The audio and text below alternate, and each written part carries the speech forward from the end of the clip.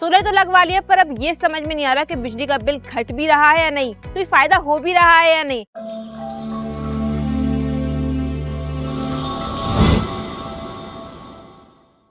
नमस्ते दोस्तों, मैं श्वेता राम राजा सोलर से और आप देख रहे हैं हमारा YouTube channel. So today we are going to discuss about how electricity bill decreases after installing on grid solar. Solar तो लगवा लिया, पर अब ये समझ में नहीं आ रहा कि बिजली का बिल घट भी रहा है या नहीं, कोई फायदा हो भी रहा है या नहीं, क्योंकि इलेक्ट्रिसिटी बिल समझने में आपको थोड़ा सा समय लगता है। तो आज हम आपको वही समझाने वाले हैं कि सोलर लगवाने से पहले नॉर्मल इलेक्ट्रिसिटी बिल कैसा आता है, रूफटॉप सोलर लगवाने के बाद इलेक्ट्रिसिटी बिल में कैसा अंतर आता है। क्योंकि ये सवाल एक ऐसा क्वेश्चन है जो काफ़ी कस्टमर्स हमें कॉल करके पूछते हैं, कमेंट में काफ़ी सारे सवाल ऐसे आते हैं कि इलेक्ट्रिसिटी बिल घट रहा है या नहीं घट रहा है, ये पता कैसे चलेगा। तो आज हम यही जानेंगे। तो चलिए एक ब्रीफ वीडियो बनाते हैं इलेक्ट्रिसिटी बिल्स पर। तो सबसे पहले हम ये जान लेते हैं कि बिजली का बिल कितने पार्ट्स में डिवाइड होता है, कैसे हम उसको समझते हैं। तो बिजली के बिल को हम 3 पार्ट्स में डिवाइड करते हैं। पहले पार्ट में कंज्यूमर की जानकारी रहती है, नाम उनका, पता उनका, ये सब कुछ रहता है। दूसरे पार्ट में रहती है पेमेंट डिटेल्स इन्फॉर्मेशन, या हम कहें भुगतान विवरण की जानकारी। जो भी पैसा हमारा बिल आया हुआ होता है वो सब सेकंड हमारे पार्ट में रहता है।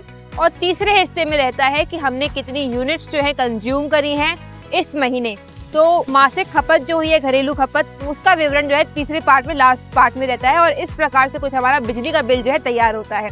तो अब हम जानते हैं कि सोलर लगवाने से पहले और सोलर लगवाने के बाद बिजली का बिल हम कैसे कैलकुलेट करते हैं। तो नॉर्मल बिजली के बिल में, यानी कि जब हमारे यहाँ सोलर नहीं लगा हुआ है, तो हम लास्ट मंथ की रीडिंग से जो इस महीने हमारे यहाँ रीडिंग आई हुई होगी उनको आपस में उनका डिफरेंस निकाल लेंगे, आपस में घटा के जो भी रीडिंग बचती है इस आधार पे हमारा नॉर्मल बिजली का बिल जो है तैयार होता है। तो अब रूफटॉप सोलर लगवाने के बाद अब हम सिर्फ बिजली इंपोर्ट नहीं कर रहे होते हैं, एक्सपोर्ट भी कर रहे होते हैं। तो दोनों तरीके से जो है यूनिट्स आ रही होती हैं, हम बाहर भी भेज रहे होते हैं और साथ साथ इंपोर्ट भी कर रहे होते हैं। तो जो बिजली हम एक्सपोर्ट करते हैं उसे हम kWhe यानी कि किलोवाट पर आवर एक्सपोर्ट से मार्क करते हैं बिजली के बिल में।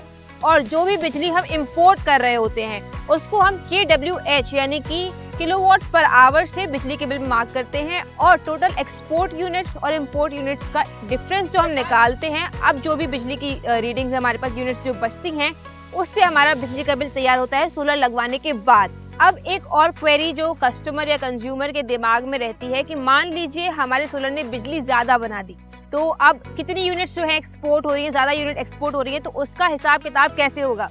तो जो भी एक्स्ट्रा यूनिट्स आपका सोलर बनाएगा वो एक्सपोर्ट हो जाएंगी, बिजली विभाग में जाएंगी और उनका क्रेडिट जो है वो आपके बैंक अकाउंट में या बिजली विभाग में डिपॉजिट हो जाएगा। और अगले महीने या 3 महीने में इकट्ठा होके या ईयरली बेसिस पर जो भी होगा आपका अगले बिल्स में वो पैसा डिडक्ट होके आ जाएगा। यानी कि अब आपका सिर्फ 1000 रुपये बिजली का बिल कम नहीं होगा, बल्कि आप बिजली विभाग से पैसा भी कमा पाएंगे। तो ये सारे क्वेश्चंस जो है कस्टमर्स के दिमाग में आते हैं। कमेंट्स में हमारे पास काफ़ी सारे क्वेश्चंस आए थे और कस्टमर्स के हमारे पास कॉल्स भी आते हैं। अगर हम विजिट करने जाते हैं तो वो पूछते भी हैं कि कैसे कैलकुलेट करते हैं हम इलेक्ट्रिसिटी बिल को सोलर लगवाने के बाद। तो ये सारा वीडियो था उन्हीं के लिए। तो कैसा लगा आपको वीडियो कमेंट में ज़रूर बताइएगा और अपने बिजली के बिल को कम कराने के राम राजा सोलर को विजिट जरूर करिए एक बार। Thank you.